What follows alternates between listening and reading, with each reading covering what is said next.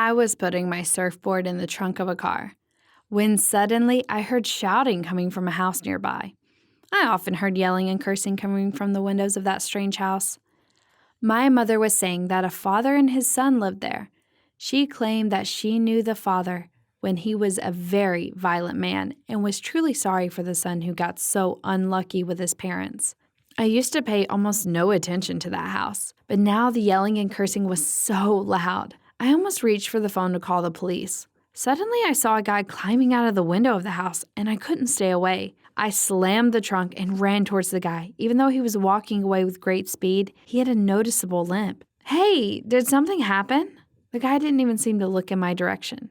He just kept walking forward, away from the house. "Back off." I didn't even think about backing off. "Maybe you need help." "Leave me alone." There was pain, and I heard the guy's voice. His behavior frightened me a little. I probably would have understood more if he'd swung or sent me away in a harsh way. I stopped deciding that the guy really should be left alone. After all, I had done my duty. I didn't stand away. I went back to the car. I turned the key in the ignition, turned on the music, and tried to forget about this unpleasant story. I didn't know yet that the story had only just begun. Let's get acquainted. I'm Ellie, and today I'm going to tell you about my boyfriend who lives in a cave. The next day, I found myself on that wild beach again. The wave I had managed to catch was keeping me awake. I spent half the night thinking about how I could go back to that place again and have a great time. Out of all the beaches, I had always preferred the wild ones. On the beaches like this, you won't meet lots of people and can be alone. In this particular place, only I and a few other surfers knew that it was forbidden to swim, much less surf. It was because of those rocks that everyone looked at with apprehension. If the flow carries you to the rocks, you'll be in trouble. I've been surfing since I was a kid, and I knew this beach like the back of my hand. So now I was standing all alone on the shore and was looking into the distance, waiting for my wave. I was lucky. I didn't have to wait long for a huge 3-meter wave, as if calling me to dive into the water and compete with it. Wasting no time, I grabbed the board and went to meet her. The wave was coming right at me. I was securely on the board, getting ready to ride it, and I was already ready to stand on the board when suddenly my foot slipped. I lost my balance and collapsed into the water. A huge wave swallowed me whole like a shark swallowing a gaping fish. I tried to desperately swim to the surface, but because of the impact, I swallowed a lot of water and I lost orientation in space. I was ready to say goodbye to life when suddenly I saw a dark figure approaching me. Someone grabbed my hand, and then I blacked out. I woke up on the beach. Someone's wet lips covered mine. And no, it wasn't a kiss from Prince Charming. My savior was giving me mouth-to-mouth resuscitation. I was still not thinking or seeing very well, so I couldn't see his features. I only remembered his broad shoulders and his sturdy, strong arms. After a few minutes, I finally came to my senses, but my savior was no longer there. I would have gladly waited for the kind stranger for a while and thanked him for his courage, but my head was spinning, so I grabbed my board and shuffled my feet. I made it to my car. Time passed. A whole week had passed since the day I almost drowned, and almost every day I went back to my favorite wild beach. True, I no longer dared to ride alone, and even if I had decided to, it would have been problematic. The surfing season was open, and my friends joined me every now and then I had no intention of conquering any waves that day. I just sat on a hill and watched others do it. To be honest, I was hoping to see my savior, to recognize him among my friends. He was a very good swimmer, so I came to the conclusion that maybe it was one of the local surfers, Fred. Maybe shoulders seemed broad. Maybe Steve? Nah, he's a coward. He wouldn't go under a wave like that. Then who? My thoughts were interrupted by a heart-rending scream. I saw one of the surfers floundering helplessly in the water, waving his arms. He was already hurtling towards the rocks, but none of the guys rushed to help him. I had nowhere to go, so I ran into the water. I took off my jacket as I went, but before I had run a couple of meters,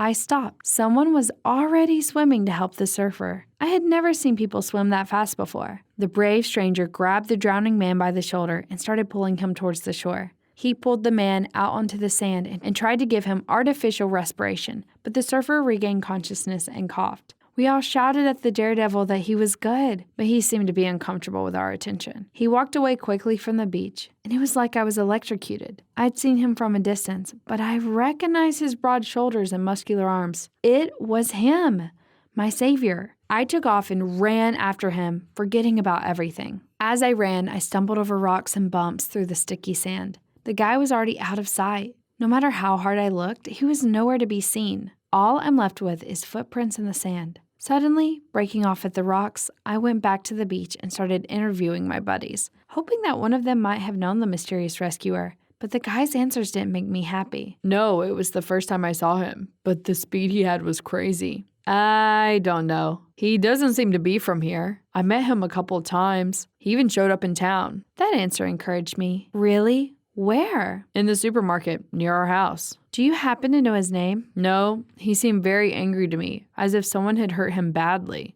I walked around the beach for a long time, pestering my buddies with questions, but my efforts led nowhere. It got dark and there was no one left on the beach. I was upset for good and wanted to go home. Suddenly, I noticed that on an island, a couple of 100 meters away from shore, a faint column of smoke was going up into the air. Maybe it was him, my savior. Without a moment's hesitation, I grabbed my board and headed towards the island. By the time I finally made it, it was really dark, and only the bright moon illuminated the strange island. I stuck my board in the sand and sat down on the shore to catch my breath. Music was playing somewhere nearby. I got up and went to the call of the cheerful tune. Finally, it led me to a camp that someone had set up in the heart of the island. Nearby, I noticed the entrance to a cave. At that moment, a guy about my age came out of the cave. He was holding a book when he saw me. He stopped dead in his tracks and just stared for a few seconds. Clearly not believing his eyes, I looked at him the same way. The last thing I was expecting to see in the hands of a man living in a cave was a book. Who are you? Why are you here?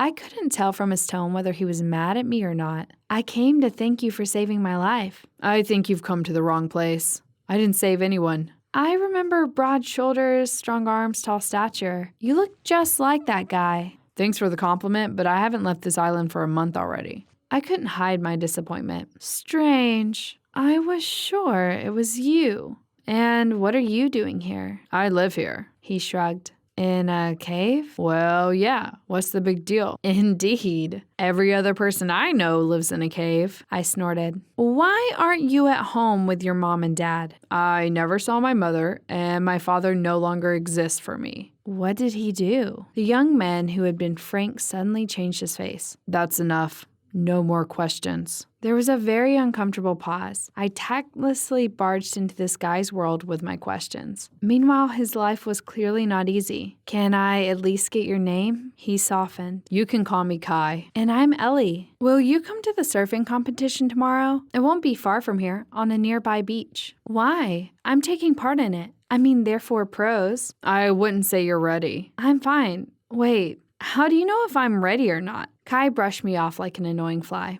Never mind, it's time for you to go. It's late and dark. I really did have to get back. I turned around and took a few steps in that direction I'd come from. When I decided to say one last thing, I really did have to get back. I turned around and took a few steps in the direction I'd come from. When I decided to say one last thing, I knew it was you. Kai was silent, not even looking up at me. I decided that this was the end of our conversation for real. All the way back, I thought, what could Kai's father have done? His son decided to leave him and live in a cave. The next morning, I went to the competition. A crowd of spectators had already gathered on the beach, and lifeguards were on duty. There were clearly more participants than I expected, and judging by their confident looks, they were experienced athletes. I looked around hoping to see Kai in the crowd of spectators, but yet he hadn't come. What a pity. The competition began, and I was looking forward to my turn. The ocean was really going wild. The host announced that the last wave was already 4 meters. Hearing this, the crowd cheered enthusiastically. Okay, there's nothing to be afraid of. There are lifeguards and boats, although the boats won't do much good if someone is carried to the rocks. A wave is coming. For our next contestants, Sam Kane. A wave is coming. For our next contestants, Sam Kane, Steve Blum, and Ellie Fisher. We grabbed the boards at the same time and ran to the ocean. It was huge. I haven't conquered one of those yet. I rowed as fast as I could. The wave was getting closer and closer.